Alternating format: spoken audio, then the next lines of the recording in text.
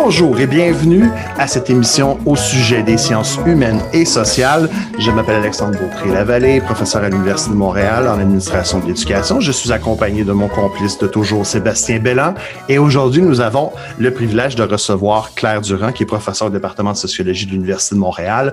Claire, merci beaucoup d'être avec nous aujourd'hui. Aujourd'hui, on va parler de sondage. Mais avant de parler de sondage et de sa méthode et de la relation avec la société, est-ce que tu pourrais nous parler un peu de toi, nous dire d'où tu viens et ce que tu fais? J'ai eu un parcours assez spécial. En fait, j'avais fait un bac en psycho. Je suis retournée aux études à 36 ans, après avoir été pendant 4 ans et demi directrice d'une firme de sondage. J'ai fait une maîtrise et un doctorat en psychologie industrielle. Et ensuite, j'ai déposé ma thèse. J'ai tout de suite été convoquée en entrevue pour un poste en méthodologie quantitative au département de sociologie, ce qui m'intéressait énormément parce que j'avais toujours été intéressée par la sociologie et par la méthode. Et donc, j'ai été engagée, entre autres, parce que j'avais une bonne expérience pratique, entre autres, des sondages et des méthodes quantitatives, parce que j'en avais utilisé abondamment dans ma thèse, à l'époque, avec des logiciels que vous regarderiez ça aujourd'hui, là. Ah, Est-ce qu'on connaîtrait même les noms? R, c'est de la petite gomme à côté de ça. Ça s'appelait BMDP, Biomedical Data Package. L'Israël, dans sa première version, on travaillait sur mainframe, hein? Il n'y avait pas de micro-ordinateur. Claire, as-tu connu à l'époque des chips pour faire des analyses?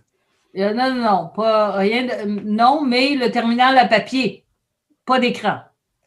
Un terminal à papier, pas d'écran. Il faudrait peut-être me l'expliquer. Excusez. Non, ben, tu as juste un papier, tu écris ta ligne de code, tu fais Enter, puis là, tu regardes ta ligne de code. Si elle est correcte, tu continues. Si elle n'est pas correcte, ben, il faut que tu l'édites. Puis pour l'éditer, il faut que tu fasses, par exemple, pour remplacer un E par un A à la 15e colonne, tu comptes tes colonnes, tu dis, OK, c'est la 15e colonne, /R, E, A. Donc, c'est de dire, Claire, que tu as connu un peu l'âge d'or des sondages. Donc, l'âge d'or, oui, je considère que j'ai connu l'âge d'or des sondages en ce sens que c'est une époque où on assurait aux clients qu'on avait un taux de réponse de 60%. Wow. Et c'était, il y avait encore à cette époque-là le Centre de sondage de l'Université de Montréal qui a été dissous par la suite. Mais effectivement, c'est l'âge d'or des sondages. Tous les sondages se faisaient à peu près de la même manière, ceci dit, via téléphone. On faisait une sélection à l'intérieur du ménage, donc on choisissait au hasard la personne qui allait être sélectionnée, puis on prenait des rendez-vous. Donc, c'est vraiment, oui, effectivement, c'est le nec plus ultra là, des sondages à l'époque. Et donc, je suis devenue professeure au département de sociologie de l'Université de Montréal. Et puis, j'enseigne la méthodologie de sondage et les méthodes quantitatives. Je fais des recherches sur la méthodologie de sondage, donc sur l'impact, la qualité des méthodes, sur la qualité des estimations et sur les méthodes quantitatives avec et sur l'impact social du choix des statistiques, qui est un domaine que j'aime beaucoup, c'est-à-dire que quand on choisit des statistiques, de présenter telle statistique plutôt que telle autre, est-ce que ça a un impact sur notre vision de la société et de certains groupes de la société? Entre autres, j'ai travaillé sur la question des Autochtones. Et puis, pour finir ma présentation, j'étais jusqu'à tout récemment, j'ai été présidente de la World Association for Public Opinion Research. Je viens juste de terminer là, mon mandat en décembre. C'est un regroupement de chercheurs ou il y a aussi des firmes de sondage dans ce... C'est pas un regroupement de... la World Association for Public Opinion Research, c'est une association internationale, ça le dit, qui regroupe des chercheurs en méthodologie de sondage, en opinion publique et des gens des organisations statistiques gouvernementales et des sondeurs. Donc, c'est assez original comme type d'association. Et en ce moment, je suis responsable de ce qu'on appelle l'éducation. Donc, j'organise à chaque mois un webinaire où on a des gens de toutes les parties du monde. Donc, tu as un présentateur d'Asie, un autre d'Afrique, un autre d'Europe, un autre des États-Unis, par exemple, sur une thématique, des choses comme ça. Donc, c'est jusqu'à tout récemment, j'ai été présidente, puis ce qu'on appelle présidente sortante de la World Association for Public Opinion Research. Je présume qu'on a beaucoup parlé de la relation de confiance qui s'est étiolée un peu avec les sondages. Peux-tu nous faire un état des lieux de cette chose-là en ce moment? Qu'est-ce qui était dit dans cette association-là? Toi, en tant que présidente, comment tu as eu à traiter ces questions-là? On n'a pas beaucoup traité ces questions-là. Les questions qu'on a traitées beaucoup récemment, c'est la question du droit de conduire et de publier des sondages, parce qu'il y a de plus en plus de restrictions, particulièrement en Amérique latine, sur le droit de publier des sondages. Donc, il y a des périodes qu'on appelle les périodes d'embargo. Des gens qui disent, on fera pas il va être interdit de publier des sondages les 2 dernières semaines avant une élection, par exemple. Il y a un mouvement là-dessus, un mouvement qui est lié à la confiance dans les sondages et ou dans les sondeurs. Parce que dans plusieurs pays, ce qu'on dit, c'est moins qu'on n'a pas confiance dans les sondages, mais qu'on n'a pas confiance dans le fait que certains sondeurs ne vont pas manipuler les résultats. Et on peut penser que ça s'est fait parfois, rarement, mais ça s'est fait parfois. Ça pourrait être une des raisons qui explique la perte de confiance envers les sondages en Occident? En Occident, je dirais non en général. Ça, on parle plutôt de pays d'Amérique latine, par exemple, d'Afrique du Nord. Mais il y a des pays où ça fait longtemps qu'il y a des restrictions très, très fortes. Le Portugal, l'Italie, par exemple. Donc, on parle de pays qui se sont mis au sondage peut-être un peu plus tard. Dans le cas du Portugal, il y a eu une dictature pendant très longtemps. Dans le cas de l'Espagne aussi, la Grèce. Et donc, les méthodes n'étaient peut-être pas aussi bien arrimées. Il ne faut pas oublier que pour faire des sondages, il faut aussi avoir de bons échantillons. Et pour avoir de bons échantillons, il faut être capable de faire de bons échantillons. Mais justement, tu parles ce qu'est un bon sondage, ça part d'un bon échantillon. Qu'est-ce qui fait qu'un sondage est un bon sondage? En gros, 2 choses, un bon questionnaire, un bon échantillon. Puis, on pourrait rajouter une bonne gestion de l'échantillon. Donc, un bon échantillon de départ, puis un bon échantillon final aussi. On oublie, ceci dit, souvent la question du bon questionnaire, qui est tout aussi importante. C'est sûr que quand on regarde les sondages électoraux, par exemple, c'est assez standardisé maintenant, là. Pas mal tout le monde fait un peu la même chose. Il y a eu des recherches là-dessus pendant un certain temps, mais là, on sait pas mal comment faire. Pas mal tout le monde, tous les sondeurs respectent ça. Par contre, quand on a des sondages sur des sujets plus touchés, comme par exemple l'environnement, tu vas voir un sondage fait par des gens qui sont des militants d'environnement qui sont parfois ultra biaisés et des sondages qui sont faits par la Chambre de commerce qui sont tout aussi biaisés, mais de l'autre côté. Donc, il y a des gens, les militants ont tendance à penser qu'il faut qu'on s'organise pour que le sondage donne ce qu'ils veulent avoir. Et ça donne souvent de très mauvais sondages. On pourrait avoir beaucoup d'exemples là-dessus.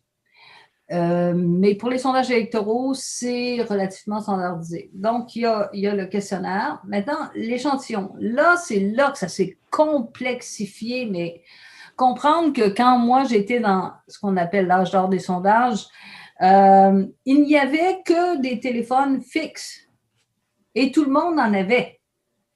Donc, En Amérique du Nord, en général, c'est assez facile de faire un bon sondage en respectant les règles. Donc, il y avait un téléphone par foyer et on appelait ce numéro de téléphone-là et là, on demandait, il y a combien de personnes dans le foyer qui ont plus de 18 ans? OK, on va prendre la deuxième personne la plus âgée. Et est-ce qu'elle est là en ce moment? Non, on va prendre rendez-vous. C'était aussi simple que ça et ça faisait des échantillons vraiment assez extraordinaires. J'ai vu à un moment donné pondérer un échantillon, puis là, tu regardes tes données, puis c'est exactement la même chose que le recensement. Et donc, c'est vraiment au poil.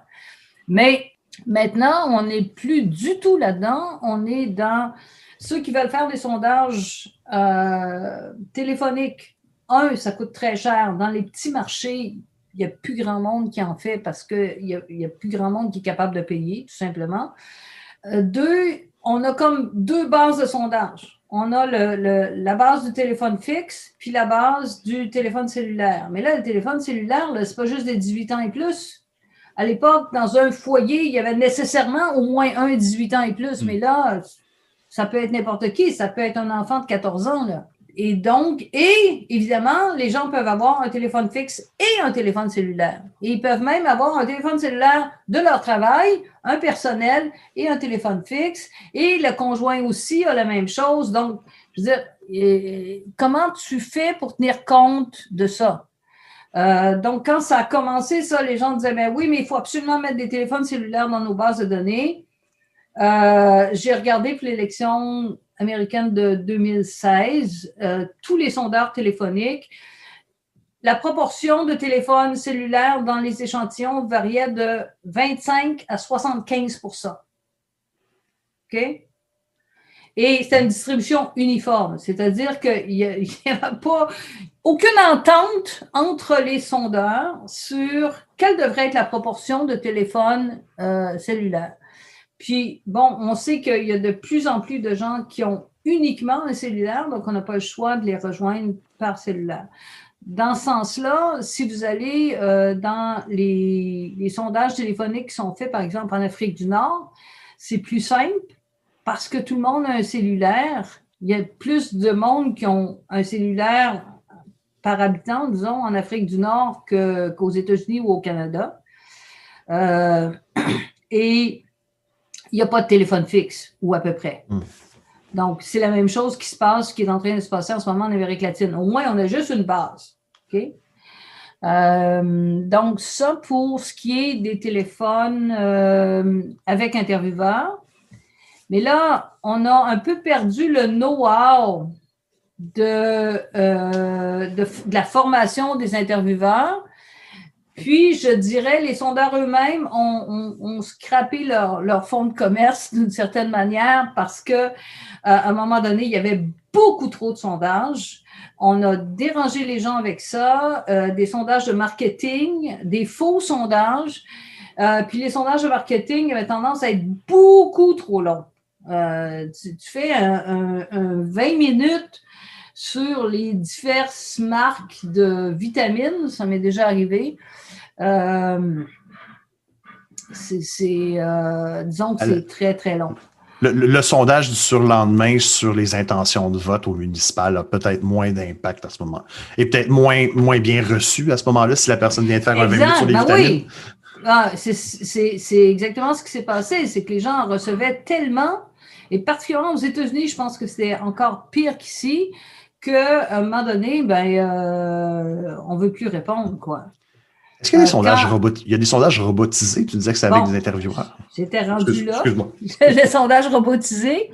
Alors, quand c'est arrivé, le sondage robotisé, comprendre que le sondage robotisé, c'est donc avec une voix préenregistrée, puis on fait appuyer sur le 1, sur le 2, sur le 3 pour répondre. Quand c'est arrivé, il y a plein de gens qui ont eu beaucoup de doutes.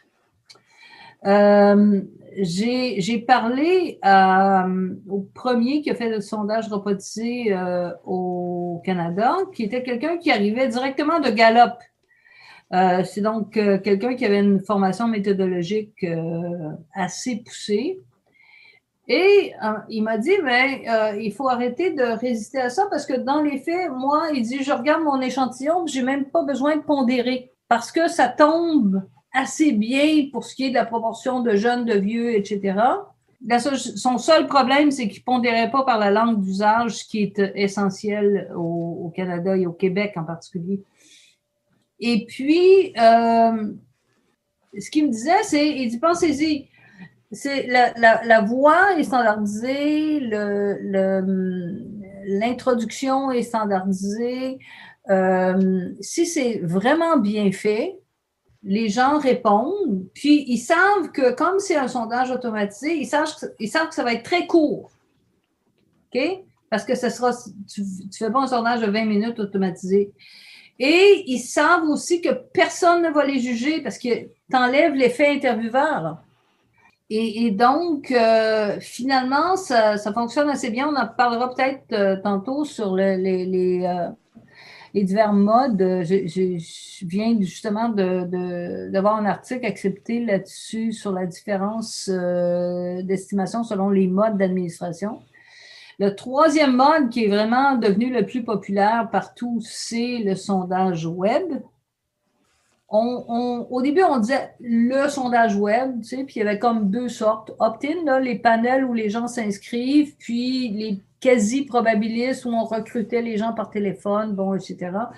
Maintenant, on peut même plus dire, je pense, on ne peut plus dire sondage web parce qu'il y a vraiment des méthodes très différentes selon les sondeurs.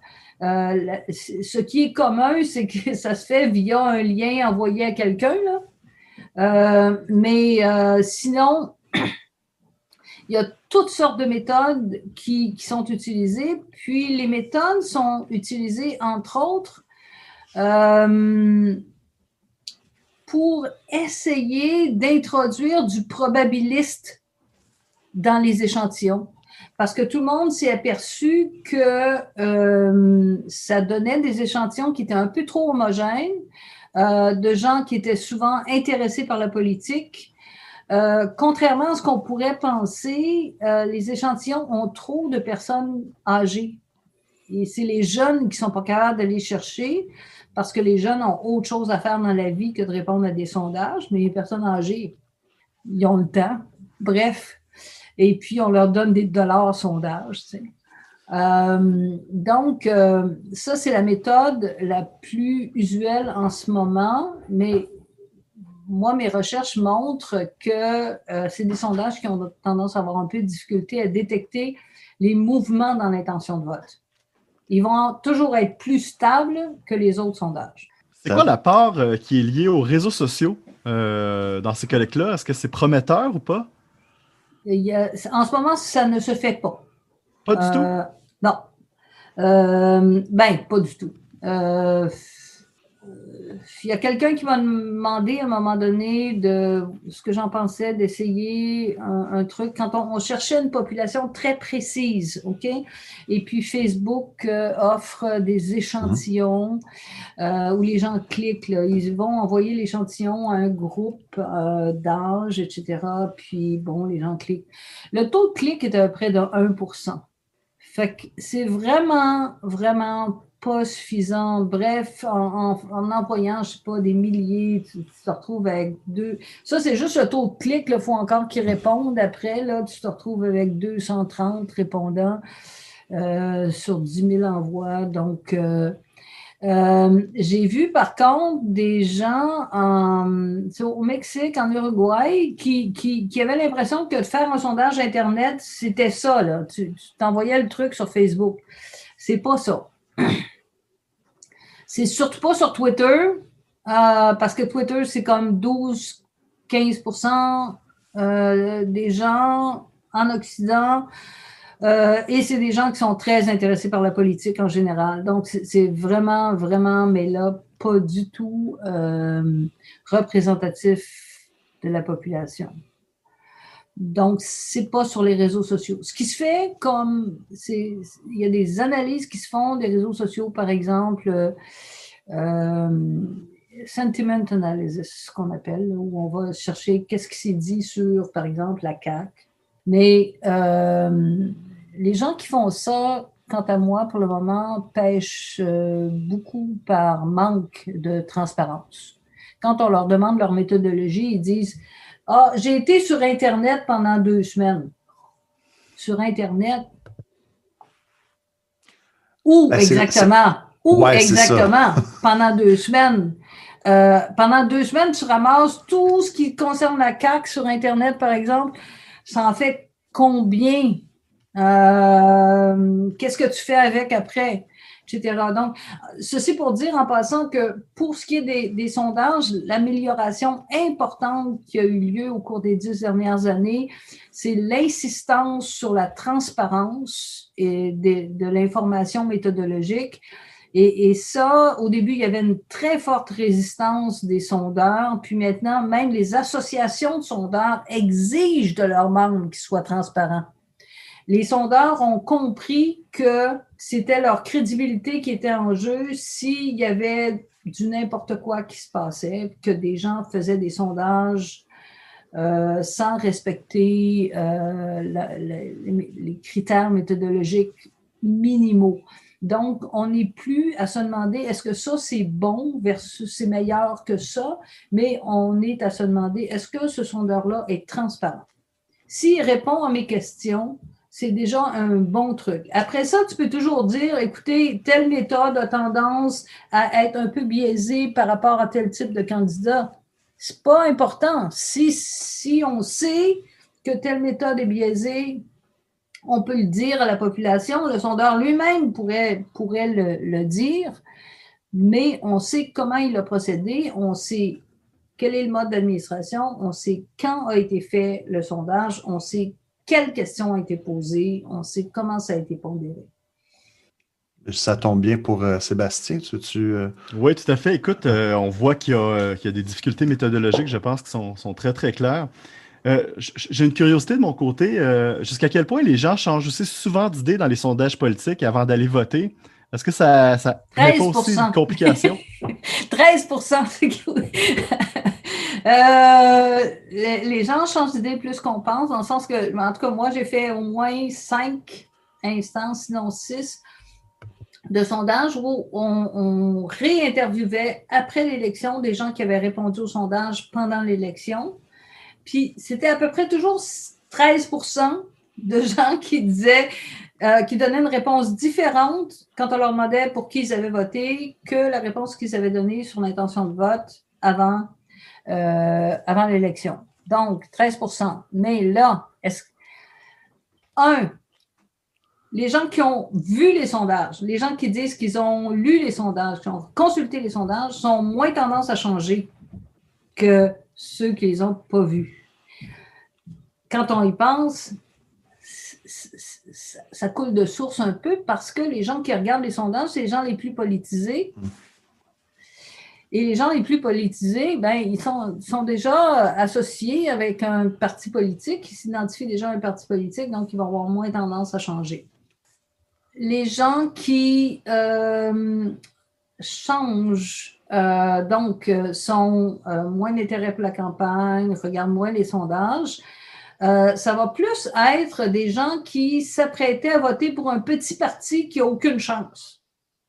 Mais ça a toujours été le cas, même avant les sondages, c'est-à-dire que au moment où tu arrives proche de l'élection, les gens se disent pourquoi je voterais pour tel parti. OK, ça vaut pas la peine.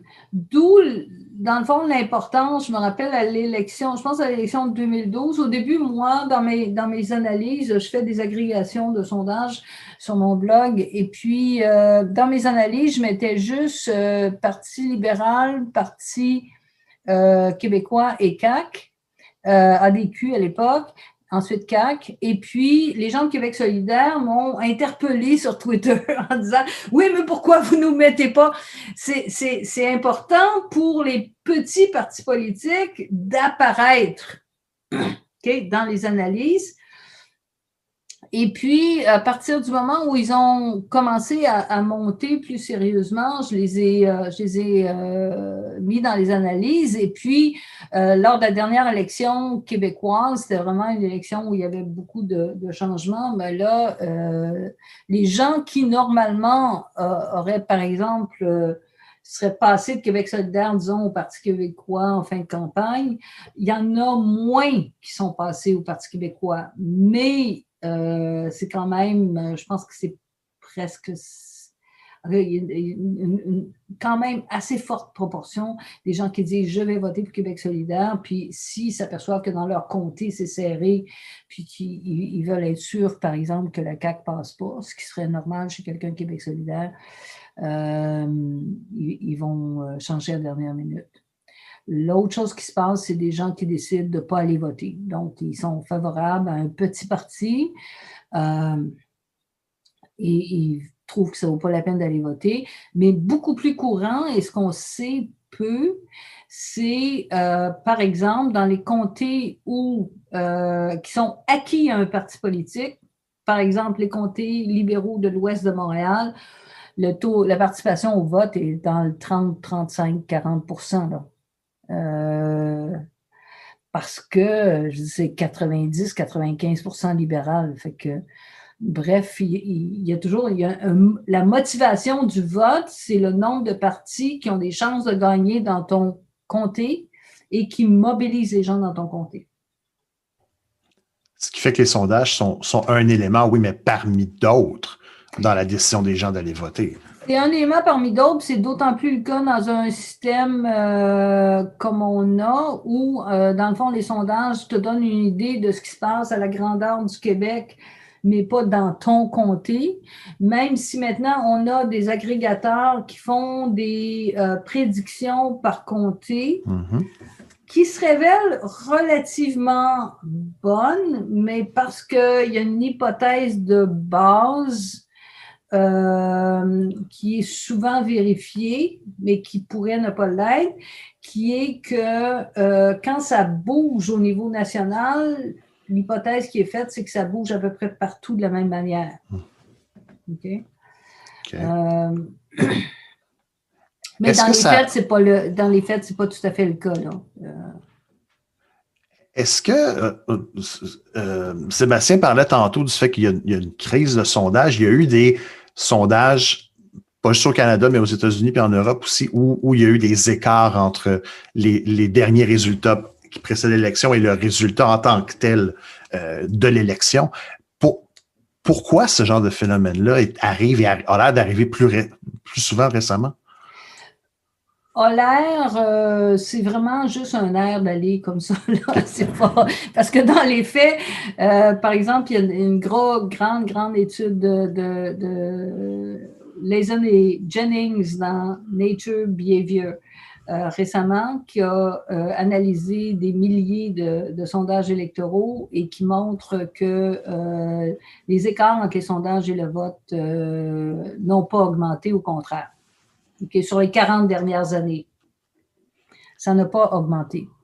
Mais possiblement qu'on demande encore plus qu'avant au sondage, on voudrait qu'il soit... Puis il y a eu une dérive aussi à un moment donné, là, qui est des sondeurs qui disaient, ben c'est moi qui ai été le plus près. Mais en statistique, être le plus près, ça veut rien dire. La seule question, c'est, étais-tu dans la marge d'erreur? OK? Donc, cette course au plus près a fait que les gens se sont dit, ah oui, ben, on va essayer se sont dit que les sondages pouvaient prédire exactement le résultat. C'est pas le cas. L'autre chose, c'est que il y a une plus grande volatilité du vote. C'est-à-dire que les gens peuvent changer d'idée. Par exemple, moi, j'avais fait en 98 une étude sur les erreurs des sondages de l'élection de 98 au Québec et on avait conclu, c'est avec André Blais, entre autres, on avait conclu que le changement, on ne pouvait pas expliquer l'erreur des sondages par un changement dans le vote des gens. OK? ce qui était l'explication donnée souvent par les sondeurs à l'époque. C'était la même chose en 2015, une grosse erreur de sondage au Royaume-Uni. Encore là, gros rapport. On ne peut pas expliquer l'erreur de sondage par un changement. On peut juste expliquer par des mauvais échantillons. Okay? Puis on arrivait jusqu'à tout récemment, là, on arrivait toujours à ça. C'est un problème d'échantillon.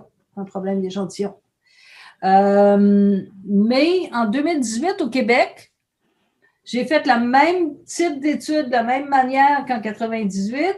Puis là, conclusion inverse.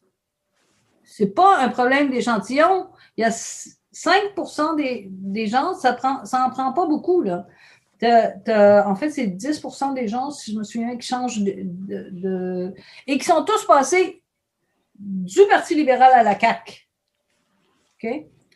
Et ça te fait ton changement complet dans les intentions de vote. Puis ça se voyait dans les derniers sondages là, qui commençaient à montrer que ça allait mal pour le Parti libéral.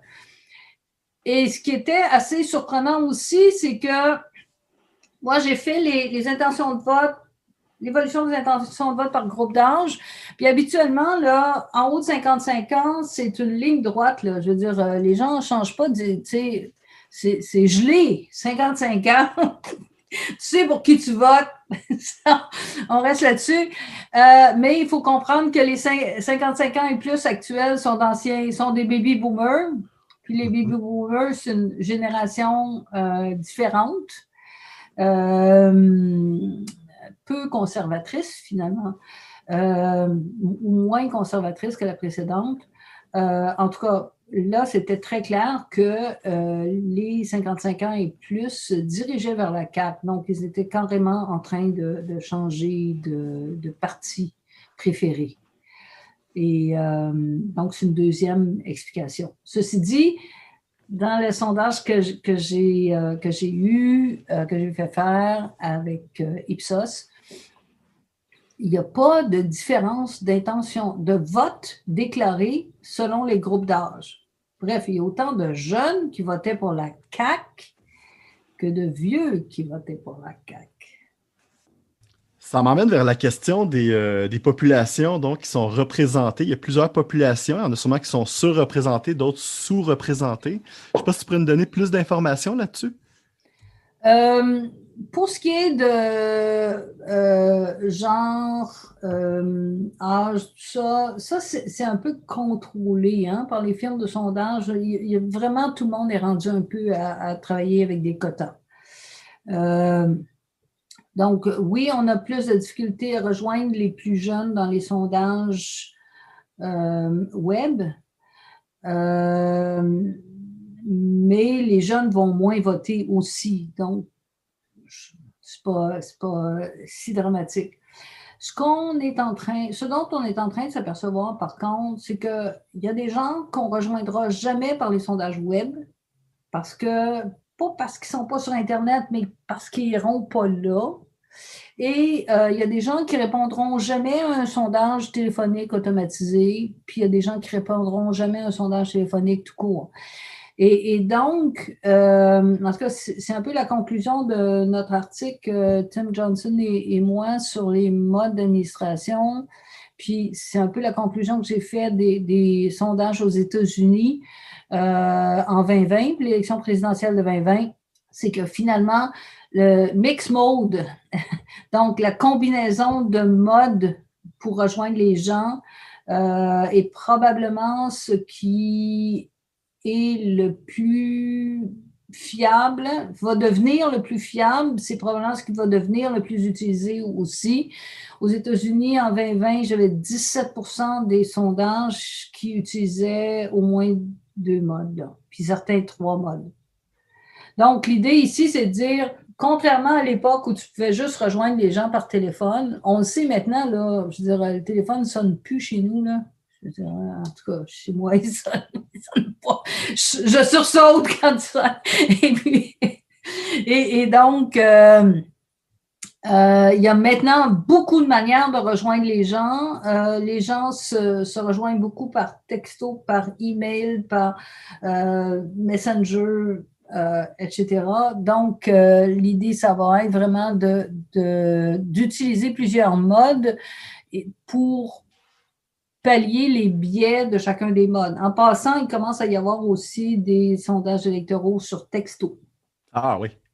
Ouais. Curiosité de ma part, comment la communauté de recherche se porte en ce moment sur les sondages? C'est quoi les tendances prometteuses qu'on voit émerger, donc en termes de méthodologie, en termes donc liés à la collecte et tout? Donc, qu'est-ce qu'il y a à dire là-dessus? Moi, je dirais que c'est vraiment, ou ça devrait être, le mix mode. Mais les choses étant ce qu'elles sont et les fonds de recherche en sciences sociales étant ce qu'ils sont, la plupart du temps, les gens font du sondage web avec des panels de volontaires. Parce que comprendre que les sondeurs qui font du panel web ont quand même travaillé très, très fort pour améliorer leur méthode, leur pondération, etc., pour vraiment s'assurer qu'ils sont capables de représenter la population puis qu'ils sont capables de produire des données fiables. Il y a encore des problèmes des sondages web, mais en fait, les articles, les recherches qui ont été faites sur des comparaisons sondage web versus sondage téléphonique, par exemple, vont souvent montrer aucune différence, à tout le moins dans la projection finale des résultats.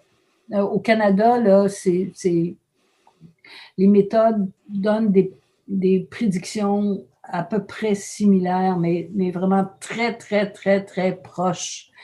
Donc, la différence, c'est que les méthodes ne donnent pas le même portrait de l'évolution des intentions de vote. Et ça, il y a un côté important à ça parce que la population, quand même, suit l'évolution. Et par exemple, aux États-Unis, si tu prenais les sondages téléphoniques par intervieweur ou automatisé, ce que ça montrait, c'est que l'appui à Trump avait baissé entre le 1er septembre et à peu près le 1er octobre et a remonté par la suite. Mais si tu regardais les sondages web, tu avais l'impression qu'il n'y avait aucun changement. Mais comme 80% des sondages étaient faits par le web, tout le monde, les agrégateurs, eux autres, ils agrègent ça sans prendre en compte le mode. Et donc, ils envoient comme message qu'il n'y a rien qui bouge, alors qu'en fait, c'est pas le cas. Puis moi, j'avais fait le dernier, je l'ai malheureusement envoyé juste sur Twitter, là, mais quand j'ai pris tous les sondages publiés la dernière journée avant le vote, ce que ça donnait, c'est que l'écart entre Trump et Biden se resserrait et que ce serait plus serré qu'on pense. Et puis, ça a été effectivement plus serré que ce que disait la majorité des sondages. Ça fait plusieurs fois que tu nous parles de la présence des agrégateurs ou des personnes, des groupes qui font de l'agrégation de sondage. Est-ce que c'est quelque chose qui existait traditionnellement dans l'industrie du sondage? Puis sinon, est-ce qu'il y a quelque chose qui encadre le travail, comme par exemple, tu viens de dire que les agrégateurs tenaient pas compte du fait que 80% des sondages étaient web. En quoi est-ce que l'apparition ou l'augmentation de la présence d'agrégateurs change l'industrie du sondage? Ça change l'industrie du sondage, puis ça change l'industrie de la publication des résultats, du commentaire politique, etc., etc. C'est fondamental, finalement. J'essaye de rester diplomate, mais donc les agrégateurs, c'est arrivé avec 538, si je me souviens bien, aux États-Unis. Donc, c'est peut-être l'élection de 2008 ou 2012. C'est quand même relativement récent, d'une certaine manière.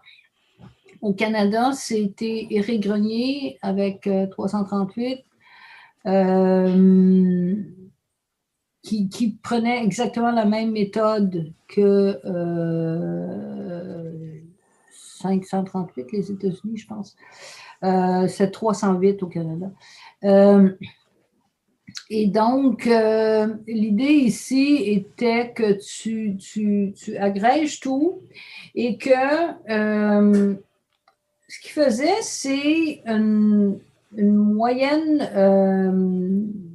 moving average, qu'on dit en anglais, une moyenne cumulative, mais plus les sondages sont récents, plus on leur accorde de poids. Donc, les sondages de la semaine, 75%, les sondages de la semaine avant, 50%, les sondages de la semaine avant, 25%. Je me rappelle très bien la première fois qu'on l'a eu au Québec. C'était 2011, l'élection fédérale de 2011 qu'on l'a eu au Canada. Donc, ça a dû commencer en 2008 aux États-Unis, probablement. Et là, il y a eu un mouvement énorme vers le NPD. Au Québec, le NPD est passé de 23 à 43% en 2 semaines. Donc, c'est du jamais vu. Et Éric Grenier, qui avait d'ailleurs un contrat avec Le Devoir et qui avait basé sa méthode sur la méthode américaine, a complètement manqué la coche parce que, je veux dire, il ne tenait pas compte du mouvement. Et puis, aux États-Unis, c'est facile de dire, OK, on fait 75, 50, 25, mais ça bouge très, très peu les intentions de vote pour la présidentielle aux États-Unis, mais vraiment très peu. Là, on se promène entre 48 et 52, tu sais. Puis c'est au gros max, entre 47 et 53. Donc, on se promène dans la marge d'erreur, à l'intérieur de la marge d'erreur.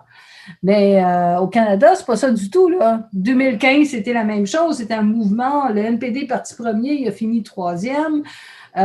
Puis le Parti libéral, parti 3e, finit premier. Donc, quand il y a du gros mouvement dans les élections, dans les pays où il y a des gros mouvements, évidemment, si tu prends une méthode américaine, ça ne fonctionne pas. Donc, évidemment, que ce soit Éric Grenier ou maintenant il y a Philippe Fournier, ont ajusté les méthodes en conséquence pour donner plus d'importance aux sondages récents, surtout quand il y avait une évidence de mouvement. Ils se sont mis aussi à faire une espèce d'évaluation des firmes de sondage basée sur des critères certains critères sont pas très évidents, d'autres le sont plus. Donc, les bonnes prédictions des sondeurs au cours des dernières années.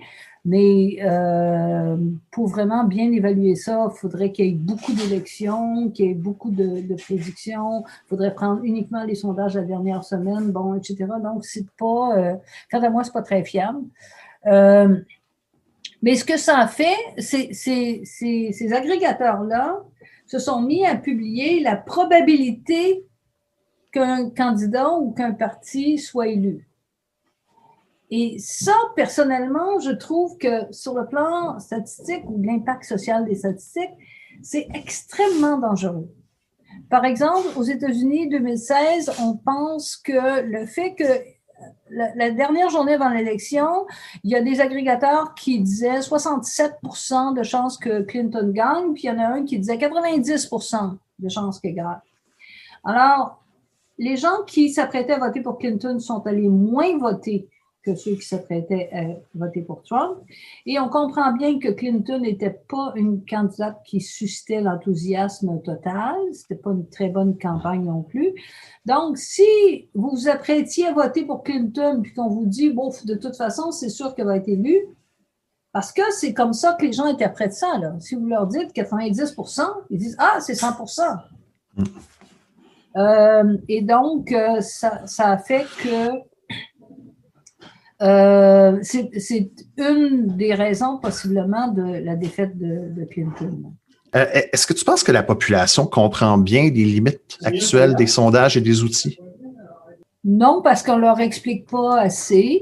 J'avais fait une présentation à APOR, American Association for Public Opinion Research là-dessus, parce qu'il y a eu un comité après l'élection de 2016, j'étais membre de ce comité-là, on a fait une présentation, et puis j'ai dit, mais nous savons que la majorité des sondages qui ont été faits en 2016, dans les 10 derniers jours, étaient à l'intérieur de la marge d'erreur.